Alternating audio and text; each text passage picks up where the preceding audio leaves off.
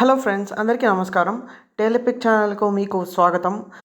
మనం మన మహాభారతం జర్నీని ఈ వీడియోతో మళ్ళీ కంటిన్యూ చేద్దాము. మనం చూసుకున్నట్టయితే లాస్ట్ వీడియోలో యయాతి మహారాజు ఎలాగా దేవయానిని కాపాడిన తర్వాత మళ్ళీ ఎలాగా దేవయాని, యయాతి మహారాజు ఎలా కలుసుకున్నారు, ఆ సిచ్యువేషన్ ఏంటి అనేది మనము లాస్ట్ వీడియోలో చూసాము. అలాగే మళ్ళీ దేవయాని ఎలాగ యయాతి మహారాజుని వివాహం ఆడమని కోరింది, దానికి యయాతి మహారాజు సమాధానం అవన్నీ కూడా లాస్ట్ వీడియోలో చూసాము. లాస్ట్ సీన్ ఏంటి, యయాతి మహారాజు క్వశ్చన్ అడిగిన వెంటనే దేవయాని తన చెలికత్తితో శుక్రాచార్యుల వారిని అక్కడికి పిలుచుకురమ్మని చెప్పింది కదా, అదే అనమాట లాస్ట్ సీను. అక్కడి నుంచి ఇప్పుడు ఈరోజు ఈ భాగం ఏంటి అంటే దేవయాని పరిణయం అనమాట. అంటే దేవయాని యొక్క మ్యారేజ్ గురించి, మ్యారేజ్ జరుగుతుంది ఈ స్టోరీలో. మ్యారేజ్ అనేది ఎలా జరిగింది, ఆఫ్టర్ మ్యారేజ్ ఏంటి అనేది కూడా మనము ఈ వీడియోలో చూస్తామన్నమాట. అలా చెలికత్త ద్వారా చేయండి కదా శుక్రాచార్యుని వద్దకి తీసుకురమ్మని. అలా చెలికత్త వెనకాల శుక్రాచార్యుల వారు కూడా వస్తారనమాట. ఆడికి దేవయాని, యయాతి ఉన్న ప్లేస్కి వస్తారు. అప్పుడు దేవయాని శుక్రాచార్యుల వారికి ఇంతకుముందు జరిగిన సంఘటన చెప్తుంది. ఏంటి, తను బావిలో పడిపోయింది కదా, అప్పుడు ఈయన యయాతి మహారాజే తనను కాపాడిండేది. అలా కాపాడినప్పుడు స్పిరిచువల్గా వాళ్ళిద్దరికి వివాహం అనేది జరిగిపోయింది. ఇంకా మంత్రోక్తంగా వాళ్ళిద్దరికి వివాహం చేయమని శుక్రాచార్యుల వాడు అడుగుతుంది. అలాగే ఇంకోటి ఏంటి అంటే, ఇప్పటివరకు కూడా హిస్టరీలో చూసుకున్నట్లయితే బ్రాహ్మణుణ్ణి ఒక క్షత్రియ కన్య వివాహం చేసుకునేది, కానీ ఎప్పుడూ కానీ బ్రాహ్మణ కన్యని క్షత్రియుడు వివాహం చేసుకోలేదు. ఇలా ఎలా పడితే అలా వివాహం చేసుకుంటే వర్ణ సంకరణ దోషం అనేది వస్తుందన్నమాట. నాకు అంత ఐడియా లేదు. నెక్స్ట్ మేబీ మనం ఇంకా డీప్గా చదువుతూ ఉంటే మహాభారతం స్టోరీస్ ముందరికెళ్తే దీని గురించి కూడా మనకు తెలియవచ్చు. ఆ దోషం వల్లనే, ఆ దోషం వస్తుందేమో అనే యయాతి మహారాజు దేవయాని యొక్క కోరికని ఓకే చెప్పలేకపోతారు కోరికకు. సరే అని చెప్పేసి దాని గురించి శుక్రాచార్యుల వారిని అడిగితే అప్పుడు శుక్రాచార్యుల వారు సిచ్యువేషన్ అంతా విని చెప్తారనమాట. నేను ఇప్పుడు మీకు అభయం ఇస్తున్నాను, మీ యొక్క వివాహం వల్ల వర్ణ సంకరణ దోషం ఎవరికి అంటదు, మీకు అసలు యయాతి మహారాజుకి అంటదు అని చెప్పి అన్నట్టుగా చెప్తారనమాట శుక్రాచార్యుడు. అది వినగానే యయాతి సంతోషించి వెంటనే దేవయాని యొక్క కోరికని మన్నిస్తాడు. ఓకే అని చెప్పేసి అప్పుడు వివాహానికని అన్నీ సన్నద్ధం చేసుకొని వాళ్ళిద్దరికి వివాహం చేసి పంపిస్తాడు. ఈ వివాహ సమయంలో ఏమవుతుందంటే యయాతి మహారాజుకి శుక్రాచార్యుల వారు చెప్తారు ఏమని, మా దేవయానితో పాటు శర్మిష్ఠ కూడా వస్తుంది మీతో పాటే. శర్మిష్ఠ రాక్షసరాజు యొక్క పుత్రిక కాబట్టి రాజకన్య, తనను కూడా ఏ లోపం లేకుండా చూసుకో, చిన్నపిల్ల కదా అన్నట్టుగా కొన్ని మాటలు చెప్తాడనమాట. బాగా చూసుకో, అసలు దేవయాని ఎలా చూసుకుంటావు అలానే చూసుకో శర్మిష్ఠను కూడా అన్నట్టుగా చెప్తారు. అలానే అది చెప్తూనే ఇంకోటి ఏం చెప్తారంటే, నువ్వు ఇంత బాగా చూసుకున్నా కూడా ఏ సందర్భంలో కానీ ఆమెతో పిల్లల్ని కనడానికి వీల్లేదు, పిల్లల్ని కనడం అంటే అదే ఆ పిల్లల్ని కనడానికి వీల్లేదు అన్నట్టుగా చెప్తారనమాట శుక్రాచార్యుల వారు. దానికి యయాతి మహారాజు కూడా సరే అని చెప్పేసి తీసుకెళ్తాడనమాట. వివాహం జరిగిపోయింది. యయాతి మహారాజు దేవయాన్ని తన రాజ్యానికి తీసుకెళ్తాడు. అలా తీసుకెళ్ళిన తర్వాత దేవయానికి తన రాజభవనంలో ఒక పెద్ద పాటని రాణి మందిరంగా తీర్చిదిద్ది దేవయానికి ఇస్తాడు. సరే, శర్మిష్ఠకి ఏం చేస్తాడంటే ఒక అశోకవనంలో ఒక మంచి విచిత్రమైన కట్టడం కట్టించి అక్కడ శర్మిష్ఠని ఉండమని చెప్తాడనమాట. శర్మిష్ఠతో పాటే తన 1000 మంది చెలికత్తలు కూడా అక్కడే ఉంటారు. వాళ్ళందరూ అక్కడ అశోకవనంలో సెటిల్ అవుతారు. దేవయాని ఏమో రాజభవనంలో అక్కడ నివసిస్తూ ఉంటుంది. ఇలా కొంతకాలానికి దేవయానికి 2 పుత్రులు పుడతారనమాట. వారికి యదు, తూర్వసు నామధేయం చేస్తారనమాట. ఇది ఇలా ఉండగా శర్మిష్ఠ యొక్క అందము రోజు రోజుకి పెరిగిపోతూ ఉంటుంది. ఆమె యవ్వన స్థితికి వచ్చేసరికి ఇంకా అందంగా ఎంతో మెరిసిపోతూ ఉంటుంది అనమాట. ఇలా ఉండగా ఒకనాడు శర్మిష్ఠ ఏమవుతుందంటే, శర్మిష్ఠ ఎప్పుడు ఇలా ఆలోచిస్తూ ఉంటుంది, దేవయానికి ఎలాగా యయాతి మహారాజుతో పెళ్ళయింది అని. అంత అందమైన వాడు, అంత మంచివాడు అంత మంచివాడిని ఎలా దేవయాని పెళ్లి చేసుకునింది, ఎలా వివాహం జరిగింది అని ఎప్పుడు ఆలోచిస్తూ ఉంటుందన్నమాట. అలాగే ఎట్లాగైనా అతనిని నేను కూడా వశం చేసుకోవాలన్న ఆలోచనలో ఉంటుంది. ఇదిలా ఉండగా ఒకరోజు ఏమవుతుందంటే అశోకవనంలో ఆమె పనులు ఆమె చేసుకుంటూ మైమరిచిపోతుంటే యయాతి ఒకసారి అటు సైడ్ వస్తాడనమాట. యయాతి వచ్చినప్పుడు శర్మిష్ఠని చూసి ఒక్క నిమిషం ఆ అందానికి అలా తెలిసిందే కదా, ఎవరైనా కొంచెం మంచిగా ఒకరు ఏదన్నా అందమనే కదా దేన్నైనా చూస్తే ఒక్క నిమిషం అలా ఆగిపోతారు కదా, అలా అయిపోయి మళ్ళీ మామూలుగా అయిపోయి యయాతి మహారాజు అక్కడ అశోకవనంలో తిరుగుతూ ఉంటాడు. సరే తిరిగేటప్పుడు శర్మిష్ఠ యయాతి మహారాజు దగ్గరకు వచ్చి, మహారాజా, భార్యకు కానీ కుమారుడు కానీ పరిచారికి కానీ వీళ్ళెవరు వారి యొక్క స్వలాభం కోసము ధనార్జన చేయకూడదు కూడా. కాబట్టి మొత్తం ఏది ఉన్నా కూడా అంతా వారి కుటుంబ పెద్దకే చెందుతుంది. అలాగా నేను వివాహం ముందు దేవయానికి దాసిని, వివాహం అయిన తర్వాత అంతా మీకే దాసులు అయిపోతారు కాబట్టి నేను మీకు దాసిని అయిపోయాను. అలాగే నేను దేవయానికి సఖీగా ఉన్నాను కాబట్టి నాకు మీరు నా ప్రాణనాథుడు వలె ఉంటారు అన్నట్టుగా అన్న మాటలు చెప్తుందనమాట. సరే అది విన్న యయాతి మహారాజు ఒక్క నిమిషం ఆలోచించి, సరే అయితే ఏమి అన్నట్టుగా చూసేసరికి శర్మిష్ఠ అడుగుతుందనమాట, నాకు పుత్రుల్ని ప్రసాదించండి మీరు అని. అది విన్న యయాతి మహారాజు ఒక నిమిషం ఆలోచించి, ఇలా నా దగ్గర శుక్రాచార్యుల వారు ఇలా మాట తీసుకున్నారు, నేను నీకు అన్ని భోగాలను ఇవ్వచ్చు కానీ ఇలా పుత్రభోగం మాత్రం నేను ఇవ్వలేను అన్నట్టుగా అంటే యయాతి మహారాజు అప్పుడు శర్మిష్ఠ ఇంకొకటి గుర్తు చేస్తుంది. ఏమిటి అంటే, పరిహాస ప్రసంగాల్లోనూ ప్రాణాపాయ స్థితిలోనూ మళ్ళీ సర్వధనాపహరణ సందర్భాల్లోనూ అంగనా సంగమ కాలంలోనూ వివాహ మహోత్సవాల్లోనూ ఈ సిచ్యువేషన్స్లో ఇచ్చిన ఏ మాట అయినా కూడా మనం ఉల్లంఘించిన ప్రాబ్లం లేదు అన్నట్టుగా చెప్తుందనమాట.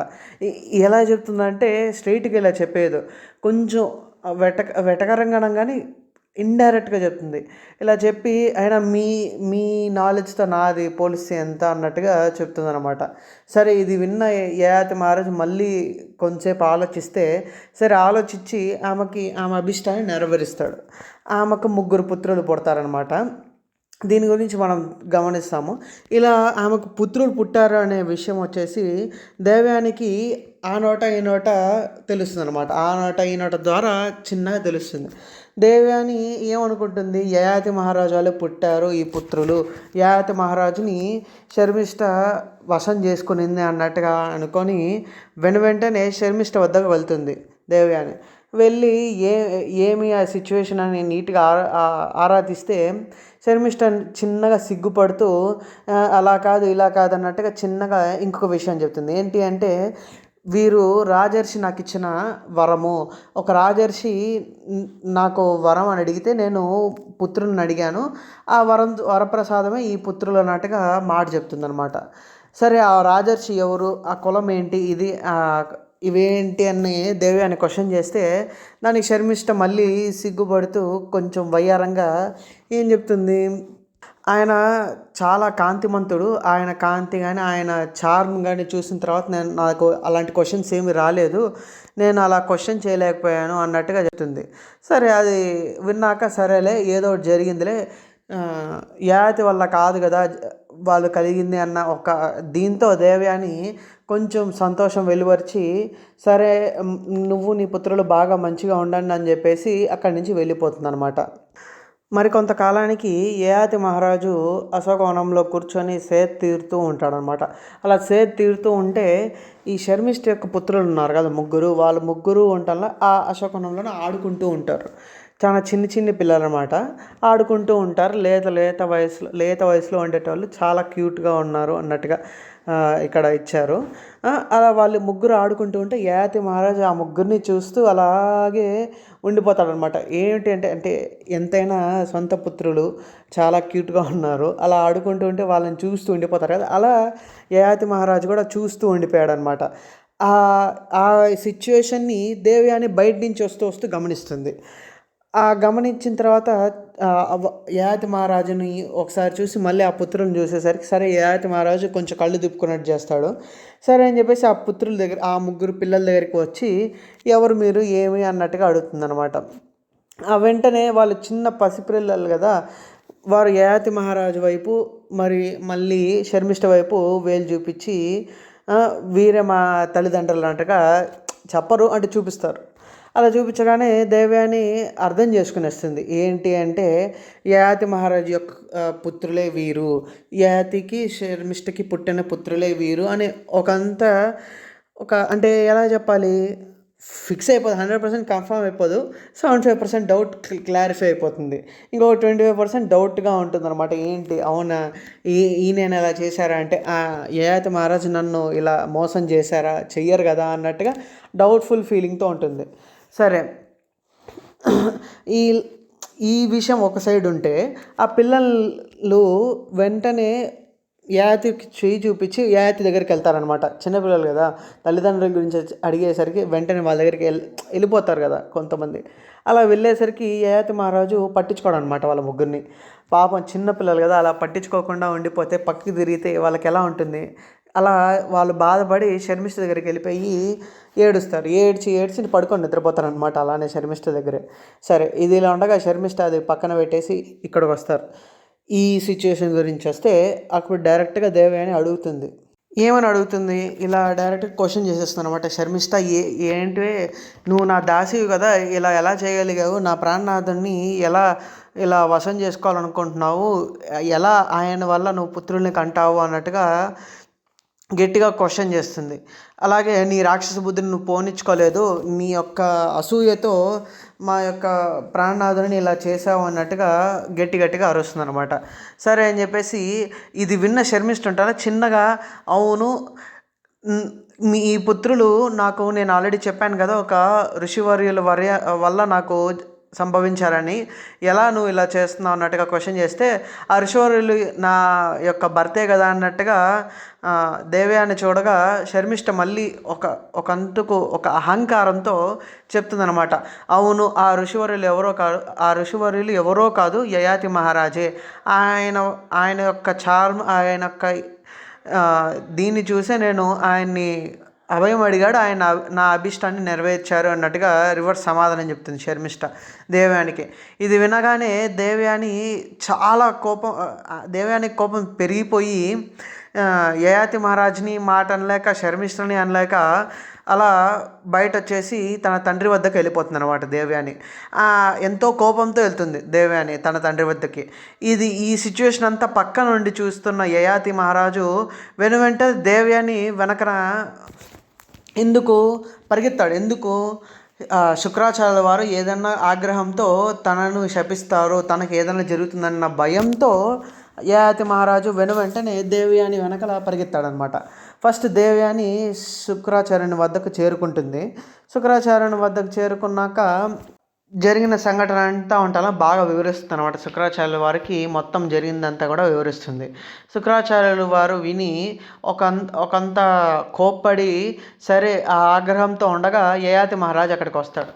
యయాతి మహారాజు అక్కడికి రాగానే విషయం గురించి అడిగితే యయాతి మహారాజుని ఆయన చెప్తాడనమాట.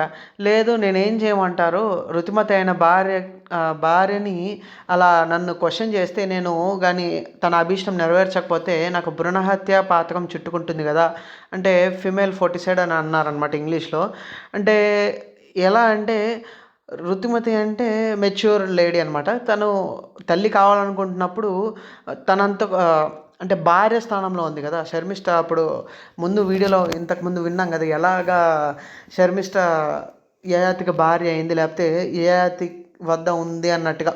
భార్య అని లేవని కొక్కుబైన్ అనుకోవచ్చు. కొక్కుబైన్ ఎలా అయింది అనేది ముందు ఇచ్చారు కదా అక్కడ. అందుకు అలా తన ఒక మెచ్యూర్ లేడీ, ఒక భార్య స్థానంలో ఉన్న తను పిల్లల్ని అడిగినప్పుడు రాజు కనుక ఈకపోతే ఫిమేల్ ఫోర్టిసైడ్కి అదే భ్రూణహత్య పాతకం చుట్టుకుంటుందన్న భయంతో చేశాను అని యయాతి మహారాజు సమాధానం చెప్తాడు శుక్రాచార్యుల వారికి. ఇది విన్నా కూడా శుక్రాచార్యుల వారు ఆగ్రహంతో సరే ఇది అలా ఉన్నా కూడా వివాహ సమయంలో తన దగ్గర మాట తీసుకున్నాను కదా అన్నట్టుగా శుక్రాచార్యుల వారు వెంటనే యయాతికి శాపం ఇస్తాడనమాట. ఏమిటా శాపం అంటే దుస్సహ జరాభారం అనే శాపం అనమాట. ఈ శాపం ఏంటి అంటే ముసలితనం అనేది వెంటనే వచ్చి తన ముసలోడైపోతాడు. అసలు ఏ పని కూడా తను చేయలేడు అనమాట. అలా అంత వీక్గా అయిపోవడం అలా జరుగుతుంది అనమాట. ఈ శాపం గురించి అంటే నెక్స్ట్ స్టోరీలో ఇంకా క్లారిటీగా ఇస్తారు. దీని మీద ఇంకొక స్టోరీ ఉంది. అసలు ఈ శాపం తర్వాత ఏమైంది, ఈ ఆఫ్టర్ మ్యాథ్ ఏంటి అనేది అది ఇంకొక స్టోరీ. ఇలా ఇలా శాపం ఇచ్చి ఆయన అలానే ఆగ్రహంతో ఉంటాడు. అప్పుడు యయాతి మహారాజు చిన్నగా కూల్ చేస్తాడనమాట శుక్రాచార్యుల వారిని. ఇది తప్పు కదా అన్నట్టుగా కూల్ చేస్తాడు. తప్పు అంటే ఆయన చేసిన తప్పు ఒప్పుకొని శుక్రాచార్యుల వారిని బ్రతిమాలుతాడు. నేను ఇంకా నా యొక్క యవ్వనాన్ని ఇంకా ఫుల్గా నేను సాటిస్ఫై కాలేదు, నాకు చాలా కోరికలు ఉన్నాయి, అవన్నీ కూడా తీర్చుకోవాలి కదా, ఇలా నాకు ఇలా శాపం ఇవ్వడం కరెక్ట్ కాదన్నట్టుగా శుక్రాచార్యుల వారిని అడిగితే శుక్రాచార్యుల వాళ్ళు ఒకటే మాట చెప్తారు: నేను ఎప్పుడూ సత్యమే పలుకుతాను, నేను చెప్పింది ఖచ్చితంగా జరుగుతుంది, నీకు జరాభారం అనేది ఖచ్చితంగా వస్తుంది. కానీ నేను ఇంకొకటి చెప్తున్నాను, ఏంటి అంటే ఈ జరాభారాన్ని మీ యొక్క పుత్రులలో ఎవరో ఒకరు, ఏ ఒక్క పుత్రుడైనా స్వీకరించవచ్చు.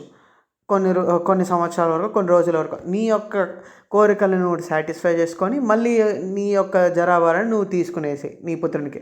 నువ్వు ఏ పుత్రుడైతే ఈ జరాభారం తీసుకోవడానికి ఒప్పుకుంటాడో ఆ పుత్రుడే నీ తర్వాత మహారాజు అవుతాడు అని ఒక మాట చెప్తాడనమాట.